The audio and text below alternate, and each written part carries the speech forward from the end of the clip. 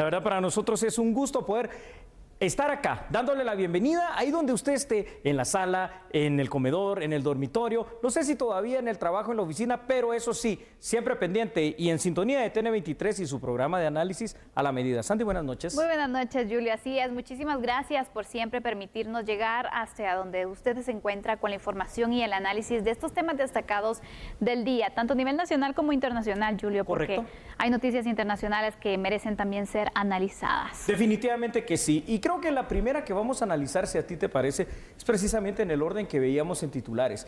Esta mujer policía de la División de Protección a Personalidades que evita un asalto en la zona 1. ¿Te parece? Así es, iniciamos entonces con este tema. Sí.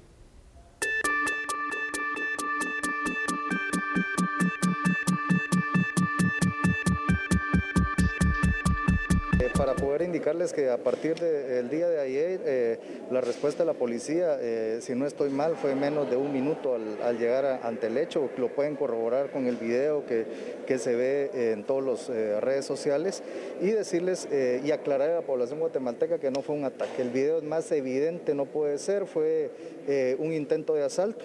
El señor diputado Aldo Dávila, para que la población sepa, de que tiene 5 elementos de la Policía Nacional Civil asignados a su seguridad personal, 5 elementos que lo protegen a él y que otros diputados pues me preguntaban el día de hoy de la cantidad de elementos y sumado a eso pues la respuesta de la policía uniformada fue efectiva y eficiente en el lugar para poder tener también la intervención en su momento y lamentamos el hecho ocurrido. Hay una persona lesionada que está detenida y va a poner a disposición de un juez competente, igual que la mamá tenía una orden de captura y pues se está dinamizando el tema operativo, pero creo que es sumamente importante indicarle a la población guatemalteca que necesitamos el tema de la denuncia. La denuncia nos sirve a nosotros para poder crear una información, una estadística y ver dónde son los lugares donde más se nos está afectando el tema de la criminalidad y parte de este presupuesto de tener una cultura de denuncia es sumamente importante para la Policía Nacional Civil, hacer el enlace en el tema de incidencia criminal, focalizar los espacios, focalizar el personal en días y horas para poder atacar el tema de estos hechos lamentables. Es evidente que hablamos una y otra vez, Sandy y televidentes, del tema de la seguridad. Y aquí hay que aclarar algo que ya lo hacíamos el día de ayer, pero que pues se ha manejado de distintas formas. Tal y como se ve en las imágenes, la reacción de los policías que estaban cuidando por parte de la Dirección de Protección a Personalidades al diputado Aldo Dávila, una reacción maravillosa, sobre todo de una mujer policía, que me gustaría mucho conocer inclusive cuál es el nombre de ella, porque mostró que actuó con sangre fría, mostró que actuó de conformidad a la ley y mostró que actuó también con valor, ¿verdad? Esto es muy importante, ¿sabes por qué? Porque para iniciar este análisis quiero decir algo. Hace poco estaba terminando un Facebook Live donde comentaba que esto no solo es un asalto, sino que es un asalto y no tiene nada que ver con un atentado, sino que al final de cuentas, este señor diputado, Aldo Dávila, se ha encargado en muchas ocasiones de venir y ofender, escupir y decirles cualquier cosa a los policías. Ayer evitaron que lo asaltaran.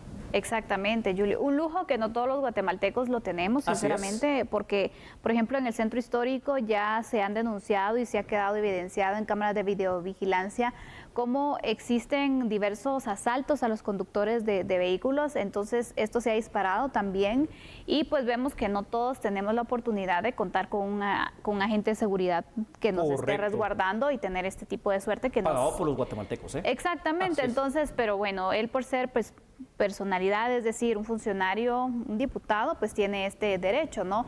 Julio, pero hablando del actuar de la gente de la Policía Nacional Civil, me llama la atención porque se han dado otras situaciones donde hemos visto el actuar, son situaciones que no te las esperas, ¿no? Claro. Aunque ellos están en un nivel de alerta siempre porque su trabajo es brindar seguridad a una persona, también ya en la práctica es algo diferente, ¿no? Porque eran varias personas las que estaban pues pretendiendo asaltarlos. Exactamente. Sí, pretendiendo asaltarlos. Por eso he de destacar la función y el actuar de esta mujer policía. Mantuvo la calma, actuó de conformidad a la ley. Ahora, yo no sé, esto habrá que preguntarle. Supongo que de parte de la Policía Nacional Civil y el Ministerio de Gobernación estará recibiendo todo el apoyo definitivamente en el tema jurídico. pero no sé si el diputado Aldo Dávila se habrá preocupado por esto también, así como ella protegió precisamente los bienes de él y evitó un asalto, el poder preocuparse por esta mujer policía. Ojalá pues aquí empiezan a cambiar varias cosas. Tenemos que entender que la policía está investida de autoridad y que no se tiene que esperar, como en otros países, y lamentablemente nuestra legislación no los protege, a que primero les disparen y probablemente los maten para que ellos puedan reaccionar de esta manera. Ya realmente aplaudo la reacción de esta mujer valiente policía, enorme.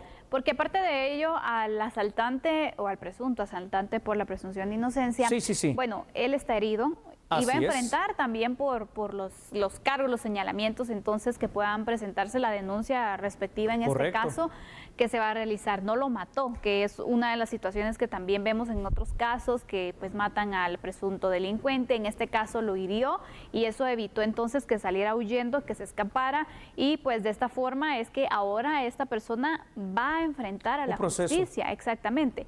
Y nos queda la duda, ¿cuál va a ser el proceso entonces contra esta agente, ¿no? ¿Qué pasará con ella legalmente? ¿Qué pasará, Julio? Debe de hacerse valer, y digo debe, porque por eso es que están investidos de autoridad los agentes de la Policía Nacional Civil, debe de hacerse valer el legítimo ejercicio de un deber, en este caso el deber de brindar la seguridad, y obviamente eso tiene que ser una suficiente causa, junto con este maravilloso medio de prueba que es las cámaras de seguridad, para pues que sencillamente ese proceso en contra de ella no proceda, se declare la falta de mérito y continúe en sus excelentes funciones que vemos que así actuó como policía. Es decir, aquí es donde vemos que hay que capacitar, que hay que reforzar, que si hay buenos elementos en la Policía Nacional Civil que deben de sentirse de alguna manera orgullosos de serlo. Vamos con algunos datos para seguir con este tema, Sandy, y ahí los tenemos en pantalla a través de producción. El incidente mostró una reacción muy adecuada por parte de los agentes, porque al final de cuentas son varios,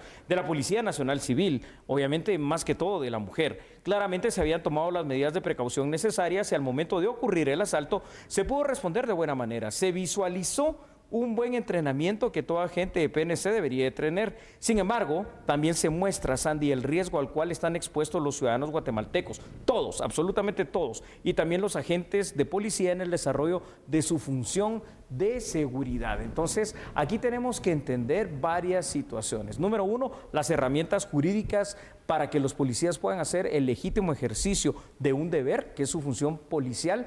También la situación, y esto tenemos que decirlo claramente mientras vemos la reacción estupenda de la mujer policía allí en pantalla nuevamente, tenemos que decir lo siguiente, Sandy, el hecho de que ya hay lugares como este alrededor de la biblioteca y de la Hemeroteca Nacional que ya se tienen ubicados como un lugar muy peligroso. Entonces, la presencia de los patrullajes policiales aquí debe ser continua y permanente.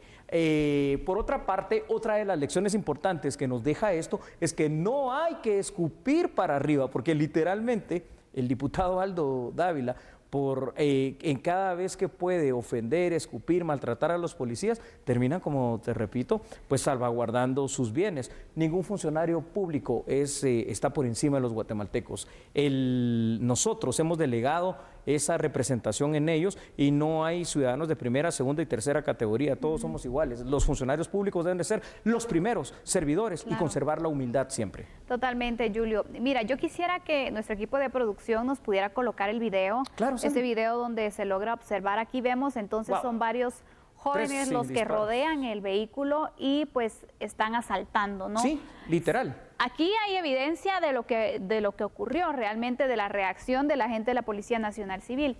Julio, pero también la ley que dice, porque aquí viene un poco de contradicción en lo que dice la ley, ¿no? Ya tú podrás aclarar muy bien. Dime, Sandy. Porque vemos entonces en ningún momento se logra observar claramente que se está disparando en contra del vehículo, que se está entonces pretendiendo matar a una persona como para que vengas y reacciones. Obviamente, lo que se ve aquí es una reacción de bloquear y de paralizar entonces para tratar de capturar a alguno de estos delincuentes, ¿no?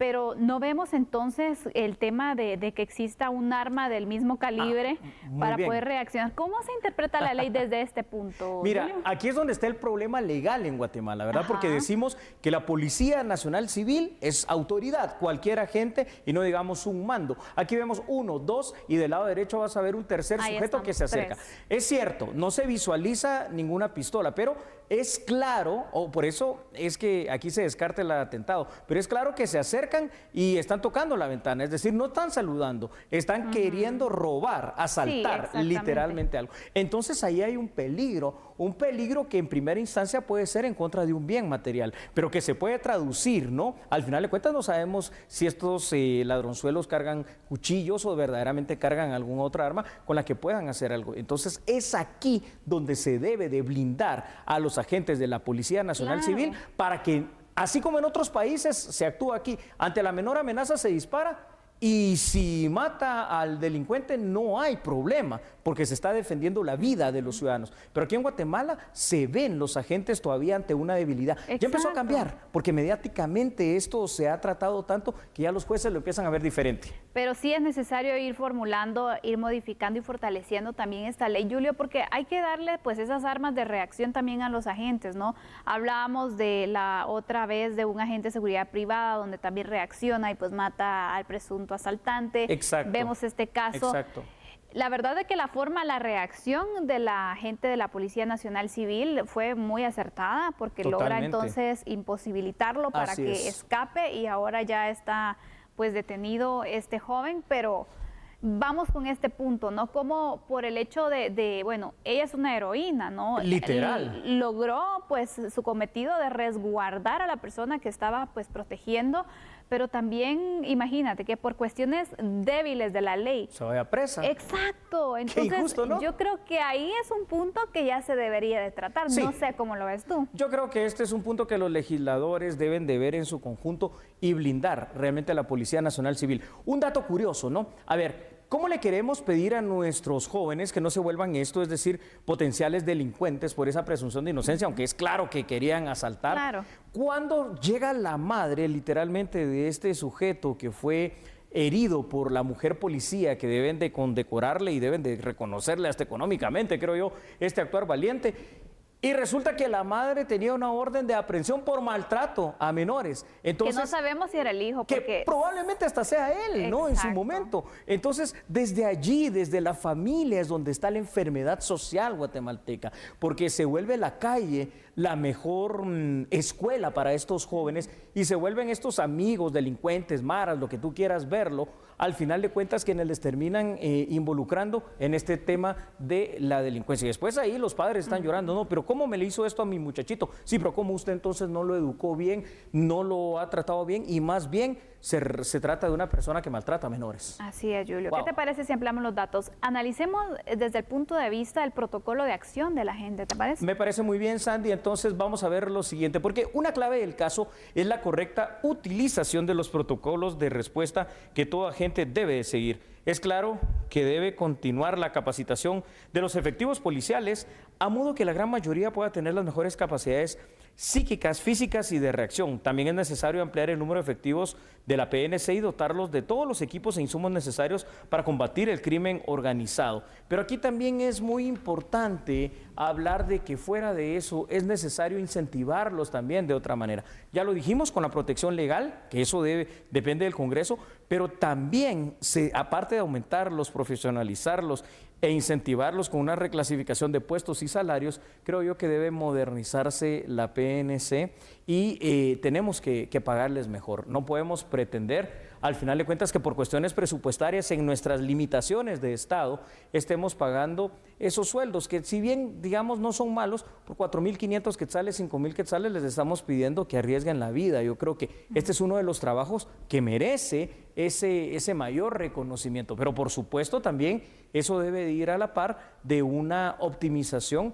en cuanto a tener policías más profesionales cada vez. Exactamente, la capacitación que tiene que ser constante, Julio, es muy importante. Se queda evidenciado entonces que la policía tiene elementos muy buenos, que son efectivos, exacto, Julio, y aquí está una muestra de ello, como una agente de la Policía Nacional Civil logra detener a un presunto asaltante e inmovilizarlo para que pues ahora pueda enfrentar este proceso legal. Diríamos, en otro país se le estaría condecorando y se le estaría tratando como una heroína, que realmente lo es. Vamos a dejar aquí este tema y cuando regresemos, un tema que es por demás importante para todo el contexto nacional. Estados Unidos ha puesto a disposición más visas de trabajo, alrededor de 6,000, pero ¿cuántas tocarán a Guatemala? ¿Cuántas serán? Vamos a analizar también los perfiles y otra información que tenemos para que usted sepa más sobre este tema, pero después de la pausa. Claro que sí, no cambia, nosotros somos a la medida.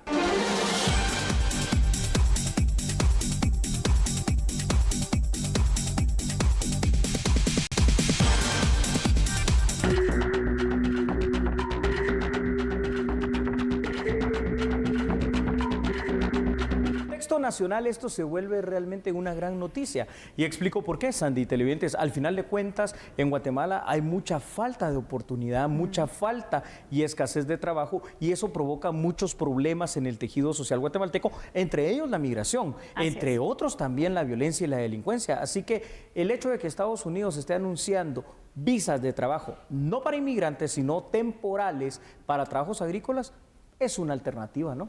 Totalmente, Julio. Podría ser también una buena alternativa para las personas que están buscando oportunidades y que sabemos que también entonces esas mismas necesidades los hacen migrar arriesgándose de diversas formas también en ese trayecto ilegal que realizan a los Estados Unidos. Pero hablemos entonces, ¿quiénes pueden aplicar a este tipo de visas? Claro que sí, me parece, Sandy. Vamos a pedirle a nuestra producción, por favor, que ponga ahí en pantalla para usted los siguientes datos. Y es que la visa conocida como H-2B es un permiso no inmigrante, quiere decir es un permiso temporal, 1 o 2 años a lo sumo, para empleos específicamente del área de servicios no agrícolas. Este tipo de permisos permiten a un trabajador permanecer hasta 1 año en los Estados Unidos, pero es posible tener una extensión todavía a este contrato. Al contrario, las visas temporales H-2A que han sido otorgadas en el pasado permiten viajar a Estados Unidos para desempeñar labores agrícolas. Entonces, ¿quiénes son las personas que podrán de alguna manera hacer pues por lo menos la propuesta de querer participar para estas visas? Pues el guatemalteco común, honrado y trabajador. En este caso, estas primeras visas, estas 6,000 que se hablan para el Triángulo Norte, que uno deduce que si somos 3 países deberían de ser 2,000 para Guatemala, ¿no? Por simple cuestión aritmética, pues son todas las personas que se dedican a labores no agrícolas en esta ocasión. Pueden ser pintores, pueden ser albañiles, pueden ser maestros de obra, cualquier otra profesión, más que todo profesión, oficio al que se dediquen, por supuesto con algunas características especiales. Es decir, si eres una persona que está siendo perseguida por la ley, tienes antecedentes penales, policíacos, manchados, pues todo eso no te permitiría. Es decir, al final de cuentas los requisitos terminan siendo mínimos, pero esto, por la cantidad de personas, estoy seguro, Sandy, que van a aplicar a estas visas, va a ser una ruleta rusa. Es decir, de entre 20,000 personas o 100,000 personas se escogerán a lo sumo 2,000. Exacto, Julio. ¿Qué características tiene este tipo de visa de trabajo? Porque también es por un tiempo, ¿no? Sí, este tipo de visa específica de trabajos no agrícolas varía en función de la visa de trabajo agrícola, en que la agrícola tiene una extensión que puede llegar a los 2 años. Esta es de 1 año, se puede extender hasta 3 meses más.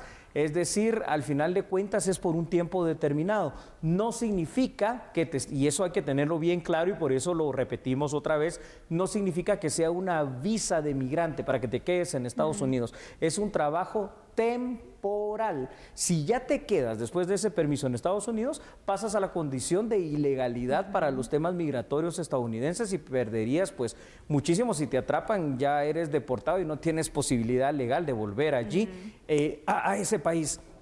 Así que esta visa considero muy importante. ¿Sabes por qué? Porque al final de cuentas es lo que tendría que estar haciendo Guatemala, Honduras y El Salvador. Crear y generar los puestos de trabajo aquí, crear y generar las oportunidades laborales en nuestros países para que la gente no piense en delinquir, para que la gente no piense en irse, en migrar. Sin embargo, esto no está pasando. Así que, pues, aunque nos duela y aunque no nos guste aceptarlo, pues viene a ser un pequeño paliativo ofrecido por Estados Unidos, ¿no? Sí, la verdad que cualquier ayuda viene pues fortalecer también, Julio, estas debilidades que tenemos en cuanto al trabajo. Estamos todavía sufriendo pues esta crisis económica por la pandemia. Se sigue entonces la necesidad y todo es evidente con el número de personas que viajan a Estados Unidos y vemos entonces los números también con los deportados. Así es. Que no logran llegar a su destino, Julio. Realmente vemos la necesidad y yo creo que sí es un gran apoyo, 1,000, 2,000 visas que se den, estás cambiando 1,000, 2,000 familias también apoyando a esas familias guatemaltecas. Que no tienen la oportunidad de trabajo aquí en Guatemala, que seguramente va a ser otro de los requisitos, personas que sepan, por ejemplo, de albañilería, de construcción, de herrería. Que puedan comprobar esa experiencia y bueno, ese conocimiento también, ¿no? Y seguro, obviamente, por mucho que al final de cuentas estos trabajos no los quieran realizar los estadounidenses y sean los menos remunerados en ese país, ya $8 la hora por 8 horas, 10 horas o 12 horas de trabajo, hombre, es que termina siendo realmente algo que aquí en Guatemala no vas a tener. Así que es una oportunidad tremenda, pero también es una tristeza para nuestros países del Triángulo Norte darnos cuenta de que no tenemos por el momento esa capacidad de generar esas opciones de empleo propio a través de nuestros empresarios, porque obviamente ¿quién va a querer invertir si no hay seguridad, no hay certeza jurídica y mucho menos lo van a querer venir a hacer aquí los empresarios extranjeros? Así que dependemos al final de cuentas de estas ayudas, pero son solo un paliativo, no es la solución total. Sí, porque cuando vemos entonces el número de desempleo, el número de necesidades también, vemos que sí, es nada, ¿no? Nos hace falta bastante. Pero por este punto, Julio, es que también nuestras autoridades tienen que buscar la forma de ir entonces fortaleciendo que Guatemala sea ese atractivo para las inversiones. Pero te digo, no solamente depende del Ejecutivo, no solamente depende del Legislativo, realmente todos los organismos del Estado deben hacer su parte y en esta parte también incluye la Corte de Constitucionalidad, porque sabemos que ellos también tienen una responsabilidad para ir generando esas condiciones legales y de claridad también, donde yo como inversionista digo, bueno, voy a ir porque en un tiempo voy a poderme proyectar, pero si tú realmente por situaciones legales o el contexto incluso, exactamente, no sabes si la inversión que vas a hacer va a tener sus frutos por lo menos de aquí a un año o situaciones así, que los números sabemos que para un inversionista es importante. Es importante y por eso sí tenemos esperanza, por lo menos la esperanza hay que tenerla, ¿no? De que la, entre comillas, nueva Corte de Constitucionalidad sí sea como lo dijo el discurso del presidente de ellos que tomó posesión la semana recién pasada, el hecho de que vaya a ser una corte que se dedique de manera objetiva a eso, a hacer justicia constitucional. ¿Por qué? Porque aquí han habido empresas que han tenido que cerrar, empresas extranjeras, precisamente por esa falta de certeza jurídica y por las decisiones judiciales más que todo. Así es. ¿Vamos ampliando los datos, Julio? Claro que sí, con mucho gusto, Sandy. Vamos a ponerlos ahí en pantalla, gracias. Es importante hacer notar que este incremento de visas es solamente temporal. Eso significa que no se aplicará la misma medida en los siguientes años fiscales, es decir, por el momento solo para este 2021. El año fiscal 2021 terminará el próximo 30 de septiembre. La segunda mitad del actual año fiscal comenzó el 1 de abril. Este es otro tipo de medición de año, ¿verdad? Autoridades estadounidenses afirman que la decisión, Sandy, fue tomada tras determinar que las necesidades de las empresas estadounidenses no pueden satisfacerse con trabajadores de ese país. Entonces también aquí seamos claros en una situación, es decir, tampoco es una excesiva generosidad de Estados Unidos. Esto parte de la propia necesidad de ellos, donde obviamente ya no hay gente que se quiera dedicar a la agricultura, no es este tipo de visas, ya no hay gente que quiera ser carpintero, pintor, constructor, herrero, jardinero, ese tipo de trabajos que son los que efectivamente van a poder ser realizados por estas 6,000 visas de trabajo que se van a ser distribuidas entre los 3 países del Triángulo Norte. Y es ahí donde se abre la ventana de oportunidades. Tampoco es un regalo, ni tampoco es así de gratis, pues simplemente nadie quiere hacer ese trabajo estadounidense propiamente dicho. Y a este punto voy con algo, Julio. A ver.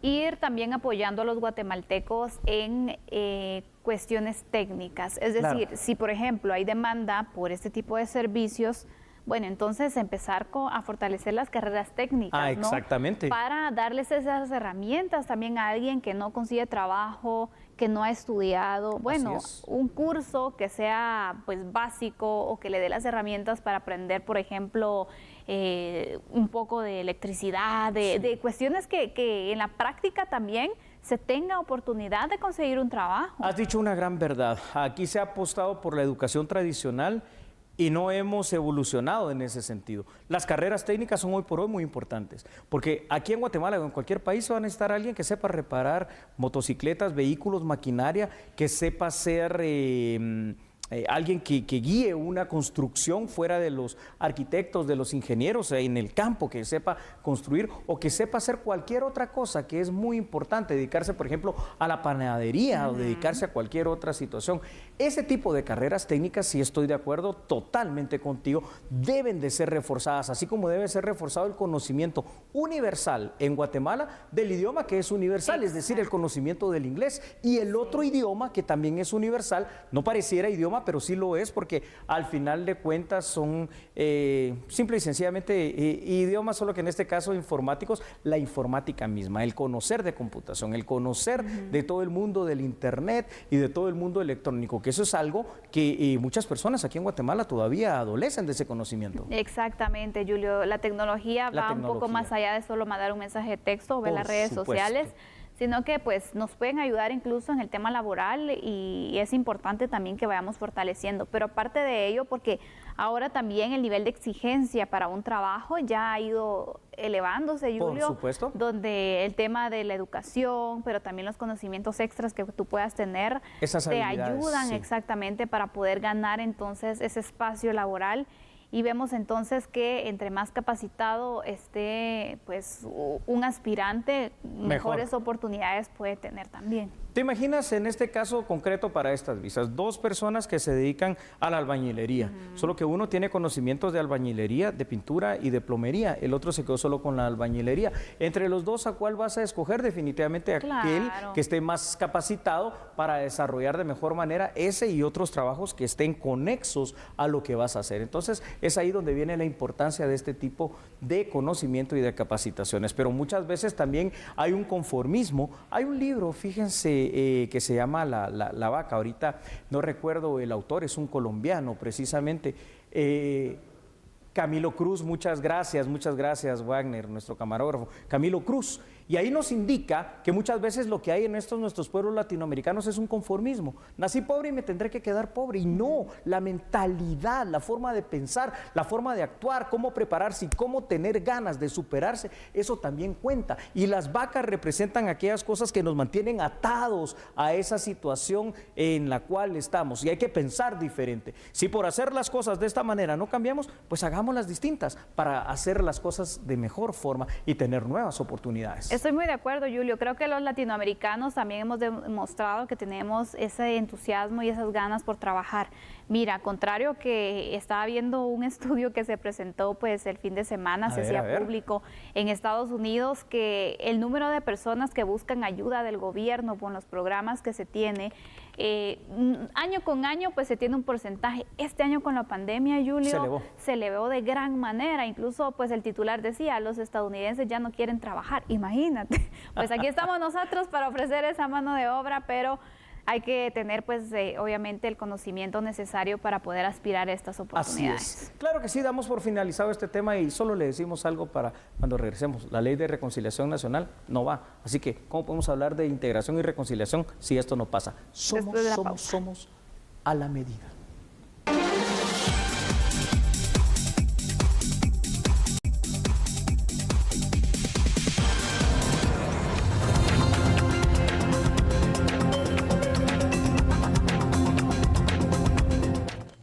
Acatando una sentencia dictada por la Corte de Constitucionalidad el pasado 9 de febrero, el Pleno del Congreso de la República archivó el decreto 5377, el cual contenía varias reformas a la Ley de Reconciliación Nacional.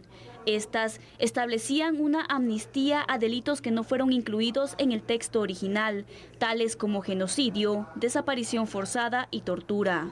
Además, absolvían a condenados por estos hechos aplicando la retroactividad de la ley. La actual Ley de Reconciliación Nacional y su amnistía aplica para delitos comunes, pero no para delitos de genocidio, tortura y desaparición forzada. Sin embargo, las reformas buscaban que en el Pleno se derogaran los artículos 2, 4 y 8 y permitir la absolución de los crímenes de lesa humanidad. El decreto también reformaba el artículo 5, para que se diera la amnistía o extinción total de la responsabilidad penal por los delitos que, hasta la entrada en vigencia de esta ley, hubieran cometido en el enfrentamiento armado interno, como autores, cómplices o encubridores. Esto para las personas que pertenecieron a la Unidad Revolucionaria Nacional Guatemalteca, URNG, así como las autoridades del Estado. La propuesta fue presentada en noviembre del año 2018 y aprobada en febrero del 2019. Bueno, entonces definitivamente estas reformas a la Ley de Reconciliación Nacional no van, ¿no? Y esto pues queda archivado una vez más, simple y sencillamente por una resolución de la que de verdad va a ser muy recordada la anterior Corte de Constitucionalidad, ¿no? Totalmente, Julio. Hablemos entonces del objetivo de este proyecto de ley.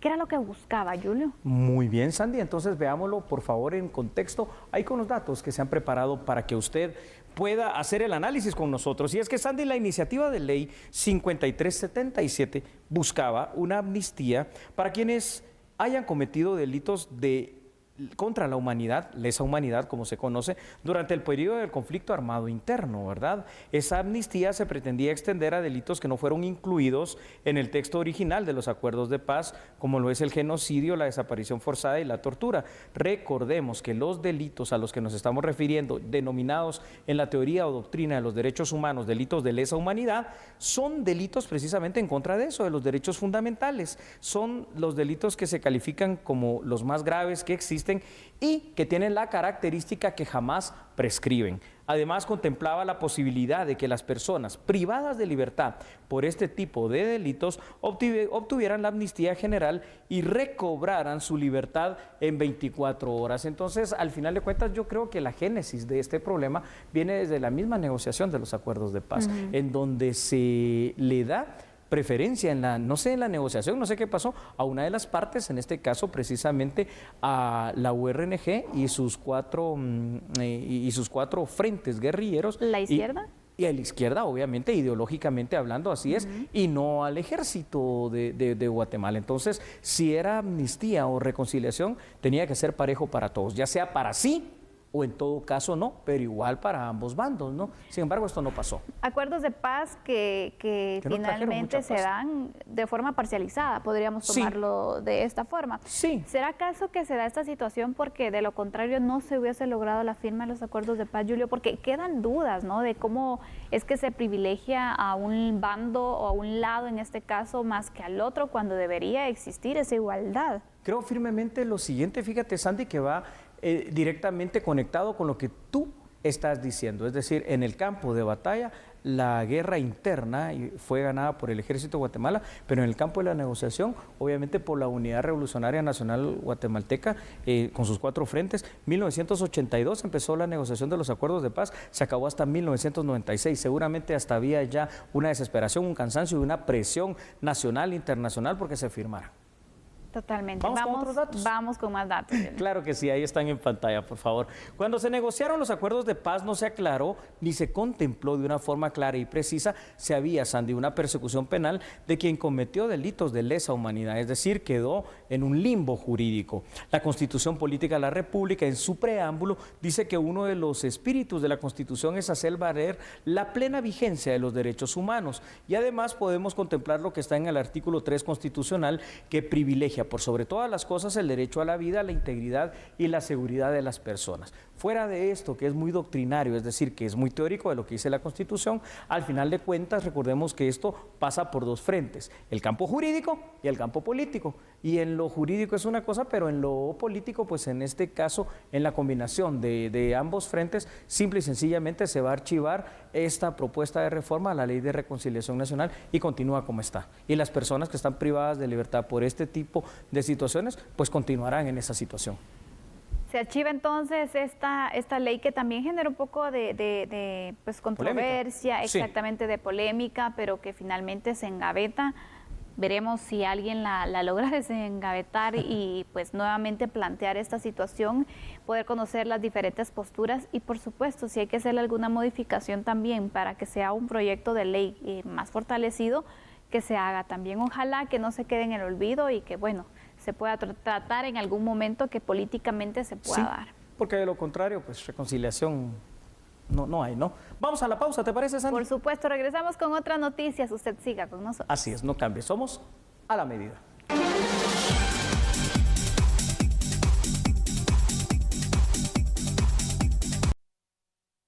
Y en otra información, durante su participación en el encuentro empresarial iberoamericano que se lleva a cabo en Andorra, el presidente de la República, Alejandro Giammattei, hizo un llamado para trabajar juntos frente a la pandemia del COVID-19. Vea la información. En su discurso, el mandatario resaltó el trabajo que se ha realizado para afrontar la pandemia. Por ello, Guatemala ha sido una de las economías con mejores resultados en América Latina. Guatemala fue el país de la América Latina que mejores resultados económicos tuvo. Decrecimos a duras penas el 1.5% en el Producto Interno Bruto. El siguiente país que siguió detrás de nosotros estaba menos 3.8%, y tuvimos muchos países con una cifra negativa por arriba de los 2 dígitos.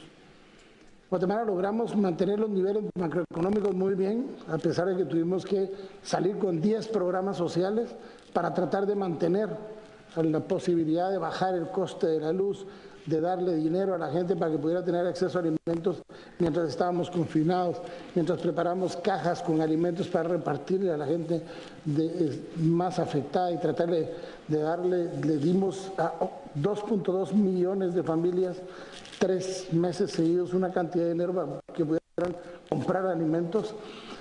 A pesar de que eso nos endeudamos para obtener eso, logramos paliar la situación. Hoy necesitamos un mundo más solidario, porque tenemos que enfrentar el cambio climático, pero tenemos que hacer en conjunto todos. No lo pueden hacer unos pocos, lo tenemos que hacer todos. Tenemos que proteger nuestros recursos hídricos, pues estamos perdiendo la mayor riqueza de la vida, que es el agua, y no lo estamos haciendo en conjunto. Tenemos dificultades de cada día más, brechas más grandes entre los países que más tienen y los países que menos tienen. Tenemos que apostar a la unión adentro de los países. Esa alianza público-privada es la única forma en la que se puede hacer que se desarrollen los países, pero también tenemos que recordarnos de que hay que abrir mercados, de que hay que ser más colaboradores entre los que tienen contra los que menos tenemos, para que podamos enfrentar juntos los graves retos que tenemos la humanidad hoy en día. Y en otro tema, Guatemala se prepara para recibir la próxima semana las vacunas rusas, parte de estas vacunas que fueron adquiridas, así lo dieron a conocer autoridades del Ministerio de Salud. La ministra de Salud, Amelia Flores, indicó que la próxima semana se recibirá el primer lote de las 16 millones de dosis de la vacuna Sputnik. Además, prevén que en mayo llegue a Guatemala el segundo suministro de AstraZeneca, adquirido a través del mecanismo COVAX. Sí, probablemente la semana entrante vamos a recibir la primera cantidad de vacuna rusa, y a final del mes de mayo vamos a estar recibiendo ya la segunda entrega de AstraZeneca de COVAX. 325,000 de AstraZeneca. La fecha únicamente no la tengo exacta, pero la próxima semana, y la cantidad tampoco. Esperamos dar inicio a la segunda fase y se va a dar a conocer con el presidente y todo el equipo de gobierno a finales de esta semana. Aunque la administración de la vacuna AstraZeneca se ha suspendido en países de Europa, las autoridades de salud aseguraron que la OMS recomendó continuar su uso. En cuanto a disponibilidad de oxígeno y ventiladores, la cartera se prepara para adquirir más de estos insumos ante la ampliación de áreas de atención de pacientes con COVID. Tenemos ventiladores para todos los servicios, y se está ahorita incrementando a través de renta y de compra en algunos hospitales que están ampliándose. Creo que tienen un estimado de 25 más por el momento, dependiendo del número de camas que están ampliándose en los diferentes hospitales. ¿Y sabe usted que las autoridades del Ministerio de Educación trabajan precisamente en la construcción de la base de datos para que los maestros puedan ser vacunados contra el COVID-19? Maestros de la tercera edad tendrán prioridad para ser vacunados. Autoridades del Ministerio de Educación ya trabajan en la elaboración de la base de datos. Los educadores serán incluidos en la fase 2 de vacunación. Tenemos identificados a los maestros que tienen más de 60 años. Entonces estamos primero trabajando la base de datos por edades principalmente. Y ya estamos coordinando con la señora ministra de Salud. Tenemos equipo técnico, hay una comisión del Ministerio de Salud y una comisión del Ministerio de Educación que han estado trabajando en esta coordinación. Bueno, estamos hablando que maestros del sector oficial son 134,000 maestros y al integrar los maestros del sector oficial, cooperativa, privado y municipal, estamos alrededor de 250,000 maestros aproximadamente. El Ministerio de Salud señaló que en los próximos días se dará a conocer cómo será el registro de los maestros.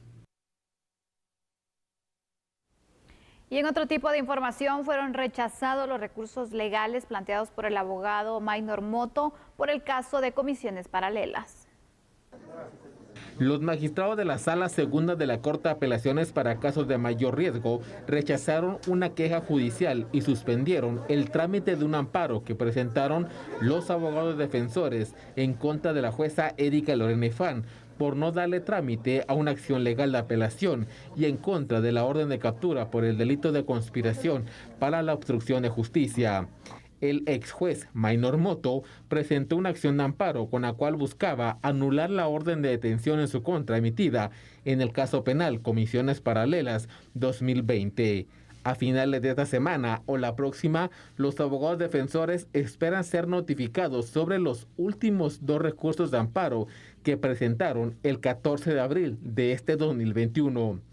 El pasado miércoles 14 de abril, 2 fiscalías del Ministerio Público realizaron diversos allanamientos con el objetivo de localizar y detener al ex juez Moto Morataya.